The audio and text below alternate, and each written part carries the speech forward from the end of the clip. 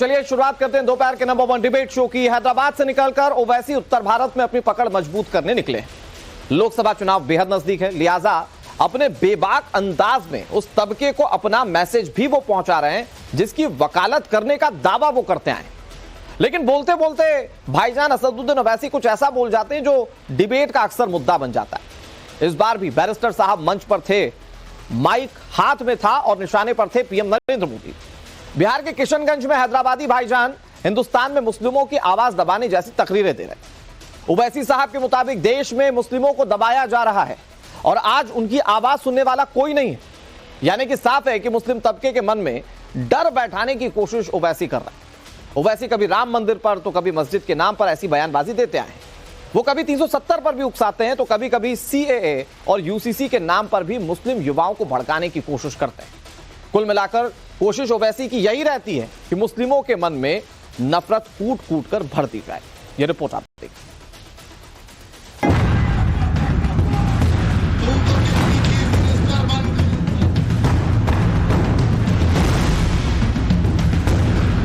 यही इनकी नाइंसाफी है, यही इनका आपसे कोई मोहब्बत नहीं, ये नफरत करते हैं आपसे। इसलिए हम आपसे अदब गुजारिश करने आए हैं कि आप आने वाले लोकसभा के चुनाव में अपने वोट का सही इस्तेमाल करिए। सुना आपने, मौका चुनाव का है, इलाका बिहार का है और भाईजान उस मोहल्ले में पहुंचे जहां उनके वोट बसते हैं। बिहार का किशनगंज ये वही इलाका है जहां ओवैसी का पहली बार उत्तर भारत में खाता खुला था। मौका था, सामने परमानेंट वोटर थे। भाईजान ने फिर वही राग गाया जो अक्सर चुनाव से पहले अलापा करते हैं। निशाने पर मोदी थे। ओवैसी ने जमकर हमला किया और कहा कि पीएम ने देश के मुस्लिमों को अलग थलग कर दिया है। ओवैसी यहीं पर नहीं रुके, उन्होंने यहां तक कह दिया कि पीएम ने देश के मुस्लिमों की आवाज को खत्म कर दिया है। देश में, मुल्क में किस तरह का माहौल है, फिरका परस्ती अपने अरूज पर है। नरेंद्र मोदी ने भारत की राजनीति से मुस्लिम अक़लियत को बिल्कुल ही दूर करके रख दिया। आपकी आवाज कहां है बताओ। एक और जहां मुस्लिम मुल्कों में हिंदू मंदिर बन रहे हैं, पीएम मोदी को इस्लामिक देशों में इतना सम्मान मिल रहा है। मोदी को मुसलमान देश सबसे बड़ा सम्मान दे रहे हैं, लेकिन हैदराबाद वाले भाईजान ओवैसी मुस्लिमों को भड़काने में लगे हैं। राम मंदिर में प्राण प्रतिष्ठा हो, यूसीसी हो, सीएए हो, धारा 370 हो, ज्ञान व्यापी मसला हो या फिर श्री कृष्ण जन्मभूमि मामला, मुद्दा कोई भी हो, ओवैसी मौका नहीं चूकते। आपको उनकी एक एक बात सुनवाते हैं। तो ये पूरा एक सिस्टमैटिक तरीके से भारत के मुसलमानों से ये बाबरी मस्जिद को छीन लिया गया। जो लोग आज इक़्तिदार की कुर्सियों पर बैठने वाले ये जालिम लोग ये हमारी मस्जिदों पर ललचाई हुई नजरों से देख रहे हैं, वो जानते हैं कि मुसलमान को मस्जिद से दूर कर दो, ये निहत्था हो जाएगा। मोदी की एक बात ओवैसी को और भी चुभी जब मोदी ने कहा हर बूथ पर 370 वोट बढ़ाने हैं, बीजेपी को 370 सीट जीतनी है। मोदी ने इतना ही कहा और ओवैसी को कश्मीर की धारा 370 याद आ गई, क्योंकि बैरिस्टर ओवैसी एक जमाने में कहा करते थे कश्मीर से कोई धारा 370 हटा नहीं सकता, और अब कह रहे हैं बीजेपी की जीत के रथ में AIMIM ब्रेक लगा सकती है। आने वाले लोकसभा के चुनाव में नरेंद्र मोदी के 370 का वो जो दावा कर रहे हैं, उसको रोकने के लिए, सेकुलरिज्म को हकीकी कामयाबी दिलाने के लिए आने वाले लोकसभा के चुनाव में आप मुत्तहिदा तौर पर अपने वोट का इस्तेमाल करते हुए अपनी आवाज को लोकसभा तक भिजाइए। बीजेपी के लोगों से कहना चाह रहे हैं, जैसे जैसे लोकसभा चुनाव नजदीक आ रहा है, ऐसी बयानबाजी बढ़ती जाएगी। ओवैसी लाख कोशिश कर ले, उनका दाव हर बार उल्टा पड़ता है। वो जितना अल्पसंख्यकों को भड़काते हैं, मोदी के वोट उतने ही बढ़ जाते हैं। Bureau report, times now Navbharat. तो आपने सुना बैरिस्टर असदुद्दीन ओवैसी को। आज इसी पर है दोपहर के नंबर 1 डिबेट। इस मुद्दे पर हम अपने मेहमानों के पास जाएंगे, उनसे चर्चा करेंगे, लेकिन सबसे पहले आप ये देखिए कि वो कौन से सवाल हैं जिसके इर्द गिर्द आज की पूरी डिबेट रहने वाली है। सवाल सबसे बड़ा ये कि ओवैसी आखिर बार बार मुस्लिमों को क्यों डराते हैं? क्या ओवैसी मुसलमानों का एकमात्र मसीहा बनना चाहते हैं? क्या ओवैसी के भड़काने से मोदी को माइलेज मिलता है क्या? क्योंकि कई बार कांग्रेस ये कहती है कि ओवैसी बोलते हैं तो फायदा बीजेपी को होता है, और वो तो घोषित कर देते हैं कि ओवैसी बीजेपी की बी टीम है। अगला सवाल ये कि मंदिर मंदिर जाकर क्या ओवैसी, मंदिर मस्जिद करके क्या ओवैसी का वोट बैंक बढ़ जाएगा क्या? सवाल ये भी कि क्या ओवैसी की आवाज को कोई दबा सकता है क्या? ओवैसी खुलकर बोलते हैं, जब भी सुनते हैं आप तो हिंदू मुस्लिम पर वो खुलकर बात करते हैं, कभी मस्जिद को लेकर तकरीर देते हैं तो कभी किसी और मुद्दे पर, लेकिन वो जब जनता के सामने आते तो उनको बताते हैं कि आपकी आवाज दबाई जा रही है। तो सवाल यही है और इन पर चर्चा करेंगे। हमारे साथ कई सारे मेहमान जुड़ गए, उनका तारुफ आपसे करवा दें। हमारे साथ दानिश कुरैशी जुड़ गए जो कि प्रवक्ता हैं AIMIM के, हमारे साथ हाफिज नूर अजहरी साहब जुड़ गए जो कि इस्लामिक स्कॉलर हैं, हमारे साथ संजय राणा जुड़ गए, राजनीतिक विश्लेषक हैं, और हमारे साथ शालिनी अली जुड़ गई हैं जो कि महिला प्रमुख और राष्ट्रीय संयोजिका हैं मुस्लिम राष्ट्रीय मंच की, हमारे साथ जुड़ गए। सभी मेहमानों का बहुत बहुत स्वागत। मैं शुरुआत दानिश कुरैशी जी आप ही से करता हूं। मुझे बताइए सर कि इस चर्चा में बैठे कोई आवाज दबा तो नहीं रहा है आपकी, या आप बोलेंगे आवाज दब तो नहीं जाएगी आपकी? अरे बिल्कुल, जब भी भारतीय जनता पार्टी का तो कोई प्रवक्ता नहीं है, लेकिन भारतीय जनता पार्टी का प्रवक्ता होता है तो बट ऑब्वियस है कि बाकी सारे जितने भी विरोधी मोर्चे हैं उनकी कहीं ना कहीं आवाज तो आप देखिएगा, आप खुद महसूस करते होंगे कि दबाई जाती है। तो ये आवाज दब गई तो इसका मतलब ये कि असदुद्दीन ओवैसी ने जो कहा वो आवाज दब गई है, वो कोई नहीं सुन पाया? नहीं, देखिए सुनिए मेरी बात, मैं आपको एक बात बताऊं। बैरिस्टर असदुद्दीन ओवैसी साहब जब कहते हैं ना कि आवाज दबाई जाती है, तो आवाज किनकी दबाई जाती है? जो लोग कुचले हुए हैं, जो लोग पिछड़े हुए हैं, जो लोग दबे हुए हैं, उन लोगों की बात है। मैं आपको बताऊं कि गुजरात की बात की जाए तो गुजरात के अंदर में एक मौलाना के ऊपर एक FIR बनी, उसके बाद मुसलसल पैरेलल 7 FIR के लिए और एप्लीकेशन पेंडिंग पड़ी है। कुछ नहीं, इसको आवाज कहते हैं कि अगर आप भारतीय जनता पार्टी का नेता ये कहता है कि असदुद्दीन ओवैसी को गोली मार देंगे, असदुद्दीन ओवैसी को मार देंगे, या और दूसरी पॉलिटिकल पार्टी के नेताओं के लिए कहते हैं, तो कुछ नहीं होता। ये आवाज दबाना है कि अगर आपको इंसाफ करना है तो करिए, आपको लगता है कि भाई किसी ने गलत किया है, लेकिन अगर दूसरी तरफ कोई मोर्चे पे कोई कर रहा है तो आप जब आवाज। दानिश कुरैशी साहब मुझे एक बात बताइए, आप कह रहे हैं आप मजलूमों की बात कर रहे हैं, आप गरीबों की बात कर रहे हैं, उन लोग जिनकी आवाज दबाई जा रही है, तो उसमें सिर्फ एक तबका ऐसा तो नहीं कि उसकी आवाज दब रही हो? और दूसरा बड़ा सवाल यह है कि ये जो आप कह रहे हैं कि आवाज दब रही है, क्योंकि आप फ्री फ्लो में बोल रहे हैं, असदुद्दीन ओवैसी की पार्टी फ्री में बोलती है, उनके भाई खुलकर कहते हैं 15 मिनट पुलिस हटा दीजिए। आप जब डिबेट में बैठते हैं खुलकर बोलते हैं, लेकिन जब आप दूसरों को समझाते हैं तो बताते हैं कि देखिए साहब आवाज दब गई। तो ये तो समाज में वैमनस्यता फैलाने का एक तरीका है ना सर? देखिए दिक्कत क्या है आपकी, मैं आपको बताऊं कि आपको ये तो याद है कि बैरिस्टर असदुद्दीन ओवैसी साहब की पार्टी के या असद साहब के भाई ने क्या स्टेटमेंट दिया, लेकिन प्रधानमंत्री के घर से चंद मिनटों के निकल के बाहर एक मेंबर ऑफ पार्लियामेंट जब ये कहता है कि मुसलमानों के यहाँ से ठेले पे से कुछ खरीदिए, उस पर FIR हुई। आपने नहीं देखा था उसको, हमने नहीं चर्चा की इसी नवभारत टाइम्स पे। सुनिए काट में ये बयान आप दिखाएंगे, मतलब वो बयान ऐसा देंगे तो आप ऐसा बयान देंगे कि 15 मिनट पुलिस हटा लीजिए। बयान है ऐसे दसियों बार, किसको गोली मारने की बात करते हैं वो? आप मुझे बताइए, जमहूरी तौर पे अगर CNRC का आंदोलन चलता है तो उसके अंदर में भारतीय जनता पार्टी के मेंबर ऑफ पार्लियामेंट जो भाषण का इस्तेमाल करते हैं, सुप्रीम कोर्ट तक उनके मामले जब जाते हैं, जब जाके FIR रजिस्टर होती है, ये क्या दिखाता है? आप बताइए। आप अगर फिर इस पर हम सवाल करते हैं तो आप ये कहते हैं ये देखिए आवाज दबाई जा रही है। संजय राणा मेरे साथ मौजूद हैं। संजय राणा जी, आप AIMIM के नेता खुलकर ये कहते हैं कि 15 मिनट आप पुलिस हटा लीजिए फिर बताते हैं, लेकिन जब जनता के बीच में जाते हैं तो देखिए साहब हमारी आवाज दब रही है। ये आवाज कहां दब रही है? मतलब समझ में नहीं आ रहा है कि आवाज दब भी रही है और आप धमकी भी दे देते खुले मंच से।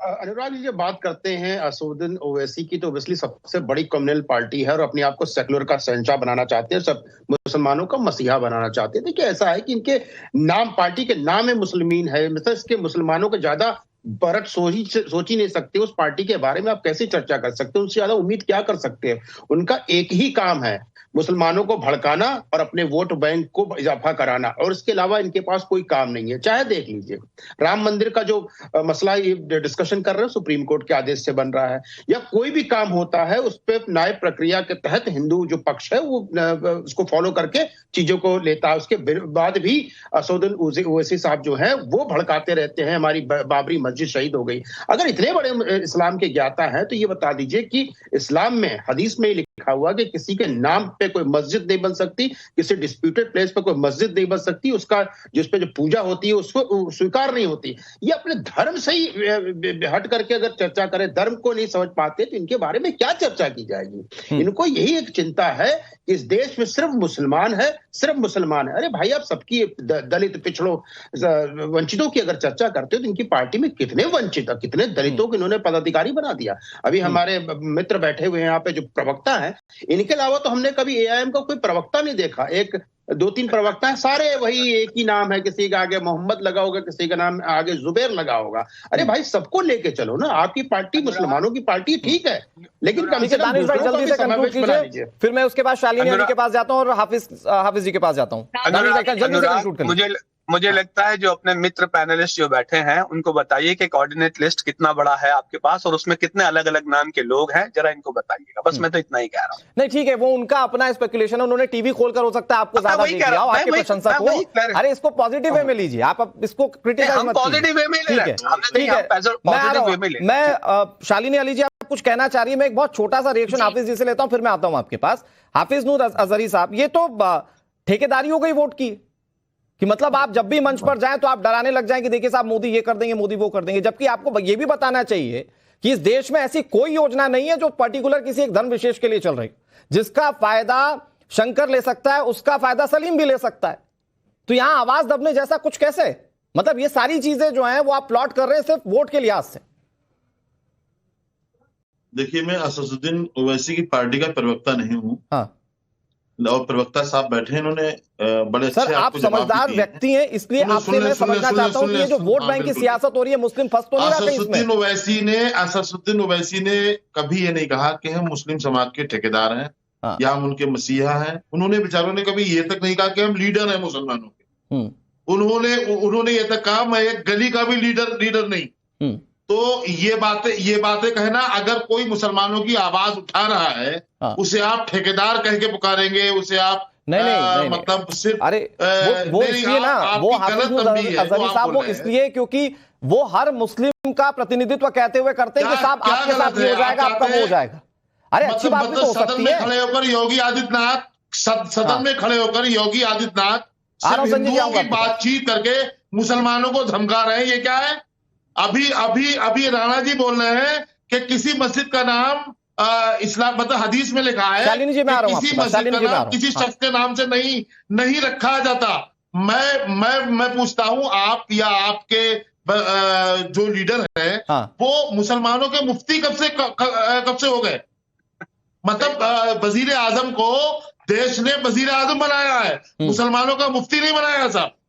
क्या हमारे मसाइल आप बताओगे हमें बैठ करके? क्या किसी मस्जिद का नाम किसी व्यक्ति के नाम से नहीं रखा?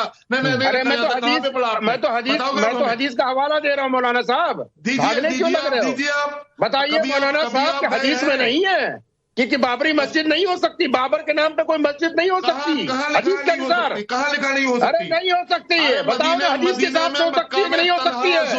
हदीस के हिसाब से हो सकती है कि नहीं हो सकती है? अरे जिस व्यक्ति को अपने इस्लाम के बारे में ज्ञान नहीं है, अपने धर्म के बारे में ज्ञान नहीं है, वो मुफ्ती बना बैठा टीवी पे। ओके, मुफ्ती है। मैं संजय राणा जी आपके पास आ रहा हूँ, हाफिज जी मैं आपके पास आऊंगा। शालिनी अली बहुत देर से इंतजार कर रही है। शालिनी जी, आप चूंकि आप खुद भी एक मुस्लिम है और महिला है, सबसे खास बात तो ये असदुद्दीन ओवैसी जो कह रहे हैं कि आवाज दबाई जा रही है, बतौर मुस्लिम बतौर महिला ये आवाज दबती हुई कहीं दिखती है क्या आपको? जी, मैं सबसे पहले तो आपके चैनल के माध्यम से जितने भी असदुद्दीन ओवैसी साहब के प्रवक्ता हैं और उनके पार्टी के लोग हैं, उन सभी से सिर्फ एक गुजारिश करती हूँ, आप मस्जिद करके आप लड़ते हैं, रोते हैं और भड़कड़ाते हैं लोगों को। आप पहले नमाजियों को खड़ा करना शुरू करिए, उसके बाद मस्जिदों की बात करिएगा। मस्जिद अपनी आप खड़ी हो जाती है, पहली चीज। दूसरी चीज, आप सिर्फ हिंदू मुस्लिम की बात क्यों करते हैं? हमने देखा है जब से मोदी साहब आए हैं, जब भी पीएम मोदी आए हैं, तब से कितना इस देश का विकास हुआ है, इस देश में आगे बढ़ने के लिए महिलाओं को कितना प्रोत्साहित करा जा रहा है, ये सब आप जानते हैं। इसीलिए पिछले इलेक्शन में भी मुस्लिम महिलाओं की जो प्रतिशत थी, वोटिंग परसेंटेज, वो कितनी ज्यादा हुई थी, वो आप भी जानते हैं, आपके चैनल भी जानते हैं, बाकी के चैनल भी जानते हैं। कोविड के दौरान जब फ्री राशन बांटा जा रहा था, उसके अलावा राशन कार्ड पे महिलाओं का नाम सामने आया, पीएम आवास योजना, गैस घर घर तक पहुंचना और शौचालय जैसे एक जरूरतमंद चीज कहां से आई थी, वो आपके ओवैसी साहब नहीं थे, उनके किसी भी मैनिफेस्टो में ये नहीं था, और साथ ही साथ में किसी और सांप्रदायिक दल के मैनिफेस्टो में ये सारी चीजें नहीं थी।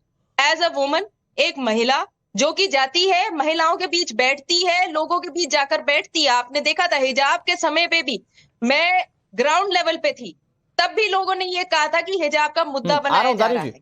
आप अगर कुरान शरीफ की बात करते हैं और कुरान के हवाले से और हदीस के हवाले से आप बात करते हैं, तो मैं दो चीजें आपको बोलती हूँ। पहले शब्द जो बोला गया था वो था इकरा। आप एजुकेशन के ऊपर क्यों नहीं डालते? हमारे मोदी सरकार, हमारे मोदी पीएम मोदी, हमारे जितने भी गृह मंत्री हैं, जितने भी मंत्री हैं, यहाँ तक कि फाइनेंस मिनिस्टर भी, उन्होंने क्यों महिलाओं का बढ़ावा करा? क्यों उन्होंने पढ़ाई पे जोर दिया है? आप इकरा के ऊपर जोर नहीं करते। दूसरी चीज, this is not an Islamic state. ये इस्लामिक स्टेट नहीं है, ये वर्ल्ड का सबसे बड़ा डेमोक्रेटिक कंट्री है, सब जानते हैं। यहाँ हर धर्म के लोग रहते हैं, सबको वो विश्वास है और सब अपने धर्म का पालन करते हैं। आप धर्म का पालन करिए अपने घर के अंदर। ठीक है शालिनी अली जी, आपने एक बात बहुत इंपॉर्टेंट कही और मुझे लगता है कि देश की जनता आज आपको ये सुनने के बाद, माहौल मत बनाइए। जो मुस्लिम वोटर्स है वो भी सोचेंगे कि अगर वो असदुद्दीन ओवैसी की बातों में फंसकर वोट देते हैं तो वो भी सोचेंगे कि साहब आप कभी हमारे पढ़ाई लिखाई की बात क्यों नहीं करते, ये मंदिर मस्जिद पे क्यों उलझा देते हैं। दानिश कुरैशी जी जवाब दे दीजिए। अनुराग जी हाफिज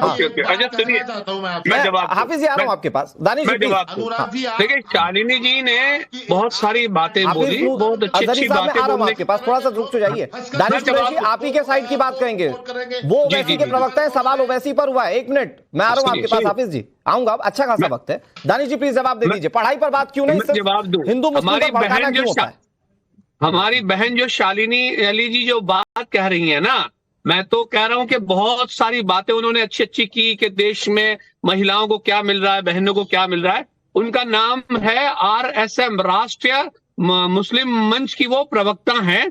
मुझे जरा उनसे ये पूछ के बता दीजिए शालिनी जी से कि राष्ट्रीय स्वयं सेवक संघ RSS कहाँ रजिस्टर है, उसके सोर्सेज ऑफ इनकम कहाँ है, किस तरीके से है, वो हर साल वो जितने हथियार दशहरा के लिए इस्तेमाल करते हैं वो कहाँ रजिस्टर हैं, और बिना रजिस्टर के देखिए बीच में इंटरप्ट मत करिए। देखिए अनुराग जी इनको बोले दानिश भाई थोड़ा बहुत इंटरप्शन प्लीज आप सुन लीजिए, वो सवाल ही तो पूछ रही है। बौखलाओ की वो इतनी बौखलाओ की नहीं, कोई नहीं बौखला रहा। दानिश भाई आप ही की बातों का जवाब दे रही है।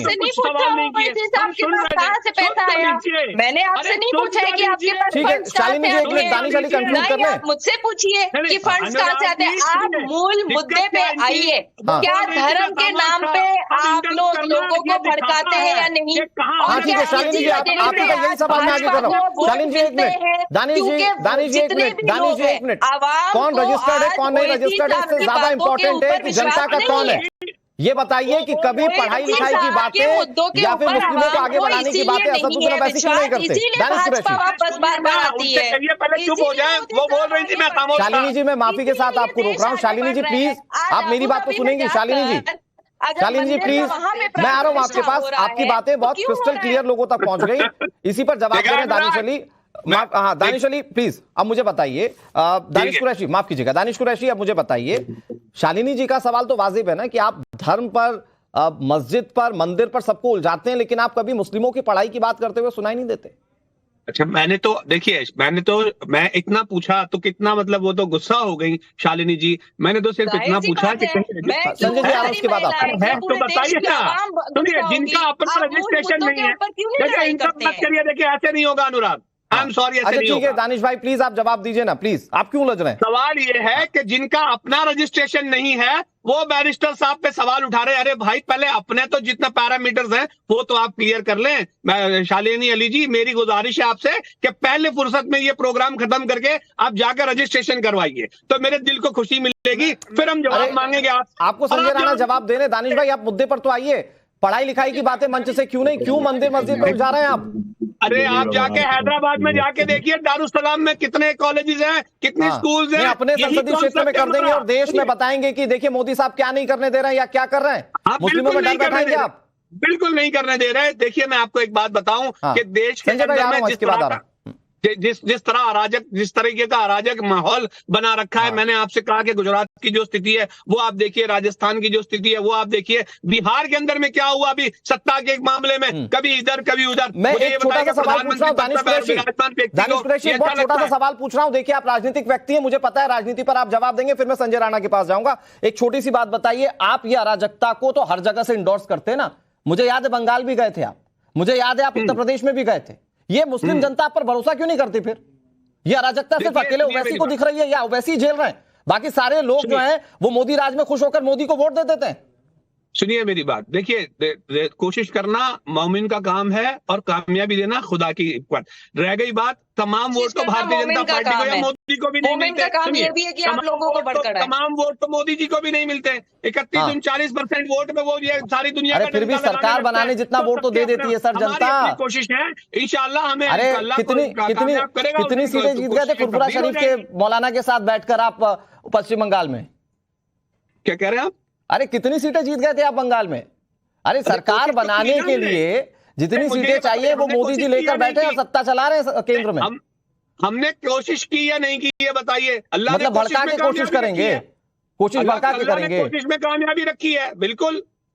संजय राणा जी, ये मतलब कोशिश ये है कि जो 20% है वो पूरा का पूरा मेरा हो जाए। अब उसके लिए मुझे चाहे किसी भी स्तर पर क्यों ना जाना पड़े। संजय राणा जी, कहीं यही बात तो नहीं है?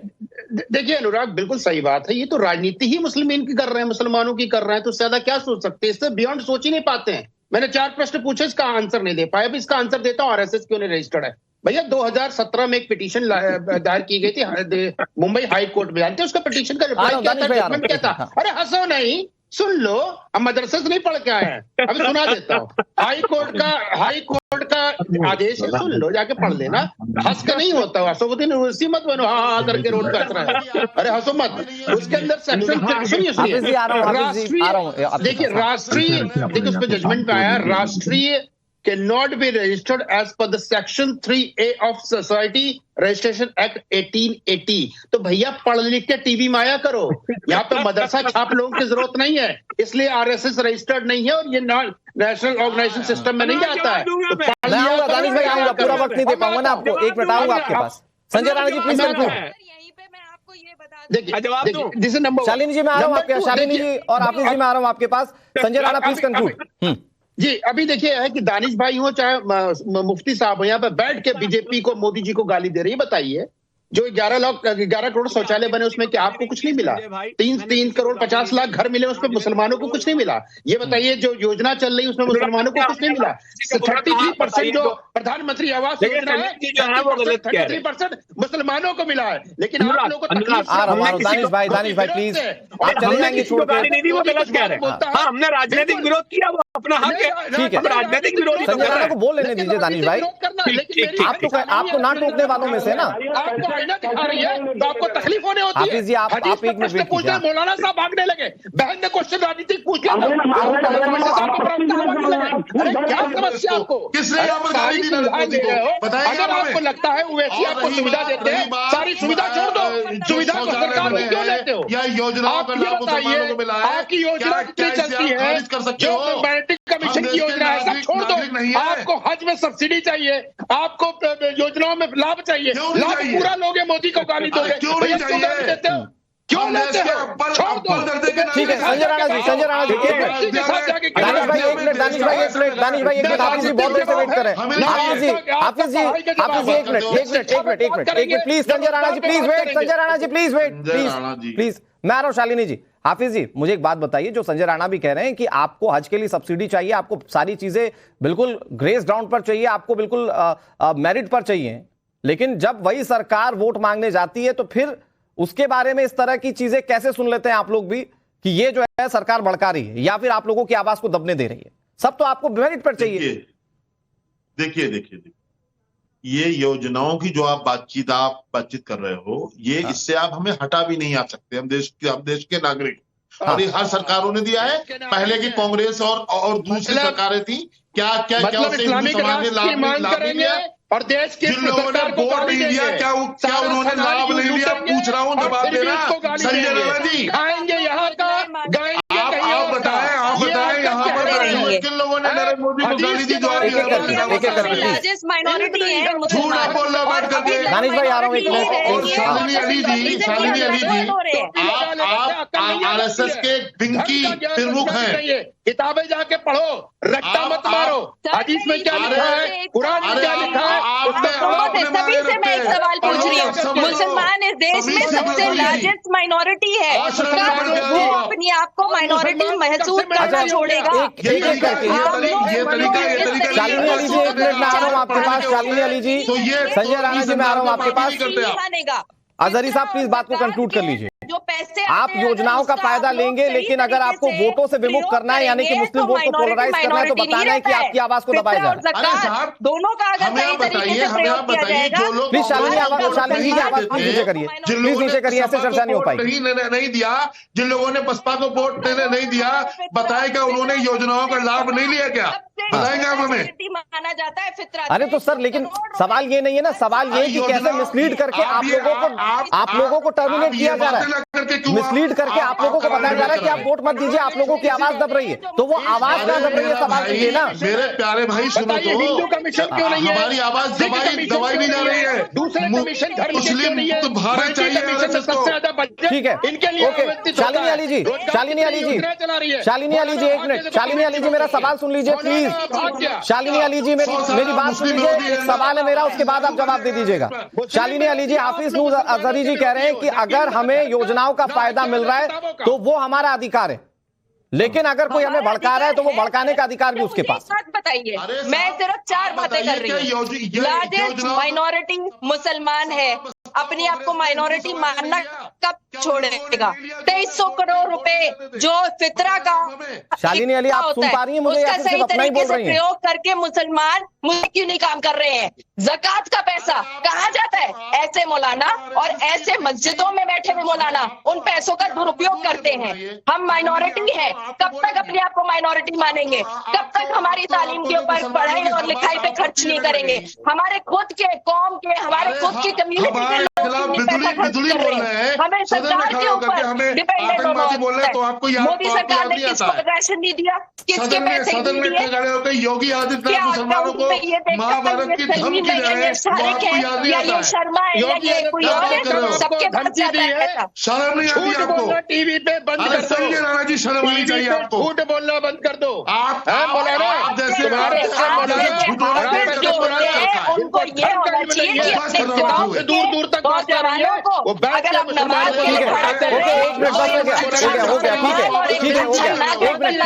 प्लीज सारे पैनलिस्ट की प्लीज आवाज दबाइए। पहले तो आवाज कम कीजिए, एक मिनट। अजहरी साहब, बहुत शांति से मैं कह रहा हूं आपसे, महिलाएं उनका सम्मान रहे और उसी स्तर पर बात हो। शालिनी जी, यहां पर आप सिर्फ अपनी किताब पढ़ने नहीं आई हैं, मैं सवाल पूछ रहा हूं आपसे, आप कुछ भी बोले जा रही हैं। मेरा सवाल तो सुन लीजिए आप, ऐसे चर्चा डिरेल हो जाएगी, आपकी जो अच्छी बात है वो भी दर्शकों तक नहीं पहुंचेगी। मेरा एक बहुत छोटा सा सवाल है शालिनी जी, कुछ सेकंड्स में जवाब दीजिए, फिर मैं दानिश भाई के पास जाऊंगा। शालिनी जी, मेरी एक छोटी सी बात, ये वो कह रहे हैं कि हमें योजनाओं का फायदा मिलेगा क्योंकि हम नागरिक हैं, मिलना चाहिए हमें, लेकिन फिर अगर कोई भड़काएगा तो भड़काने वाले का साथ दे देंगे। आप क्यों भड़क रहे हैं? आपको कौन सी योजना है जो आपको नहीं मिलती है? सरकार कौन सा साथ नहीं दे रहा है? सरकार कौन सा मुसलमान है आज इस देश में जो अपने आप को असुरक्षित मानता है, सिवाय वो जो असदुद्दीन ओवैसी साहब के साथ है और वो कट्टरपंथी लोग जो इस देश को अपना नहीं मानते हैं। हम सिर्फ इतना कह रहे हैं कि आप इस देश के नागरिक हैं, लकुम दीनकुम वलियदीन। आप इस देश के जितने भी कानून हैं उन्हें आप फॉलो करिए और आप साथ ही साथ में अपने धर्म को अगर आपने पालन करना है आप उसका भी पालन करिए।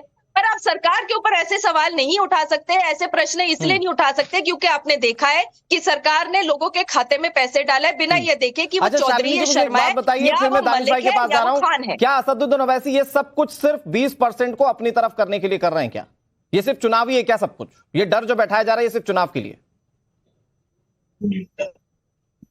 बिल्कुल, इसमें तो कोई दो राय ही नहीं है। उनका काम है भड़काना और जैसे ही वो भड़काते हैं जो आवाम है उनको ये बात समझ में आती है और वो फिर भाजपा के तरफ आते हैं। ठीक है, दानिश कुरैशी जी जवाब दे दीजिए। ये सब कुछ अगर असदुद्दीन ओवैसी कर रहे हैं तो ये मुस्लिम कौम की भलाई के लिए, उनकी रक्षा के लिए नहीं कर रहे हैं, सिर्फ वोट बैंक के लिए कर रहे हैं। मुस्लिम विरोधी जो है, सबसे पहले बात तो मैं आपको एक बात बताऊं कि हमारे संजय भाई, मैं तो उनका बहुत रिस्पेक्ट करता था, लेकिन आज जो उन्होंने बातें की, मुझे लगता है कि थोड़ा सा जो उनका मयार था, मुझे लगा कि शायद कहीं ना कहीं मेरी नजर में कुछ कम हुआ है। जैसे कि उन्होंने बात कही रजिस्ट्रेशन को लेकर, खैर ये तो हुई सेकेंडरी बात। शालिनी जली जी जो जवाब दे रही है, सुनिए मेरी बात, उनको सबसे पहले ये समझा देने की जरूरत है कि देश का प्रधानमंत्री जो होता है वो प्रधानमंत्री पद पे होता है, और रह गई बात किसी भी राजनीतिक पार्टी के अपनी योजनाएं सरकार के स्वरूप में, सुनिए सरकार के स्वरूप में बनाना और बिठाना, तय करना, पक्ष विपक्ष, ये तमाम चीजें जमहूरियत का हिस्सा है। इसमें सुन लीजिए, नरेंद्र मोदी जी अपने मामा के घर से कुछ लेकर नहीं आए हैं, देने के लिए ना लेने के लिए। और रह गई बात, अगर बात कर रहे हैं देश में किसी भी वर्ग को, दानिश भाई मेरी सवाल का जवाब दीजिए कि जब वो कुछ लेकर नहीं आए मामा के घर से, वो दे ही रहे हैं सब आपको, तो किस बिना पर आप लोग उनकी मुखालफत कर रहे हैं, या किस बिना पर आप इस तरह से फ्रेम करने की कोशिश कर रहे हैं कि साहब ये आपकी आवाज दबा रहे हैं या लोकतंत्र को खत्म कर रहे हैं? अगर सब मिल ही जा रहा है आपको, वही मैं बताता हूं। सुनिए, मैं किस बिना पे बता रहा हूं आपको। देश में लोकतंत्र जो है उसका पैरामीटर्स जो है हमारे पास, नागरिक के तौर पे जिसकी जैसी सिचुएशन है, जिसके जैसे हालात है, उसको मजबूत करना। 20 सेकंड आपके संजय भाई, फिर उसके बाद में अजहर जी के पास जाऊंगा। संजय राणा जी 20 सेकंड। बस ये बहुत एक अच्छा प्रश्न उठा। जब आप सरकारी योजनाएं जो पैरामीटर्स बनते हैं नागरिक के तौर पे, ठीक है, दानिश भाई आपका जवाब दे रहे हैं, मेरे पास लास्ट 20 सेकंड है। संजय राणा जी प्लीज जल्दी से, फिर मैं हाफिज जी के पास जाऊंगा। मैं अपनी बात खत्म कर लूंगा, क्योंकि दानिश भाई इसके बाद दोबारा कभी इस चर्चा में इस सब प्रश्न को नहीं लाएंगे। रजिस्ट्रेशन, भैया आरएसएस का रजिस्ट्रेशन नंबर ले लीजिए, 008D001839 अंडर सेक्शन 1860 से रजिस्टर्ड है, जो नागपुर में रजिस्ट्रेशन है म्युनिसिपल कॉर्पोरेशन में, तो जरा जाकर के दुरुस्त कर लीजिए। दूसरी चीज किस तरह से, लेकिन अजहरी साहब फाइनल क्वेश्चन, किस तरह से, हमें तो ऐसा नेता चाहिए ना जो हमारी भलाई कर सके, हमारे अच्छे की बात कर सके। वो हिंदू हो, मुस्लिम हो, सिख हो, ईसाई से क्या फर्क पड़ता है? तो धर्म के हिसाब से क्यों बांटा जा रहा है? आखिरी 10 सेकंड हाफिज जी। मुसलमानों ने आज तक अखिलेश यादव को, मुलायम सिंह यादव को, मायावती को, राजीव गांधी को, इंदिरा गांधी को, सोनिया गांधी को और नरेंद्र मोदी को नेता ही तो माना है। किसे माना है मुसलमान को नेता, बताएंगे हमें आप? हाँ, तो फिर कुल मिलाकर भड़किए मत, तो हमेशा फिर कुल मिलाकर ये समझिए कि कौन आपको भड़का रहा है, कौन आपके साथ खड़ा। बहुत शुक्रिया आप सभी का इस चर्चा में शामिल होने के लिए। शालिनी जी आपका भी बहुत बहुत शुक्रिया, दानिश भाई और संजय जी, अजहरी जी आपका भी बहुत बहुत शुक्रिया इस चर्चा में शामिल होने के लिए।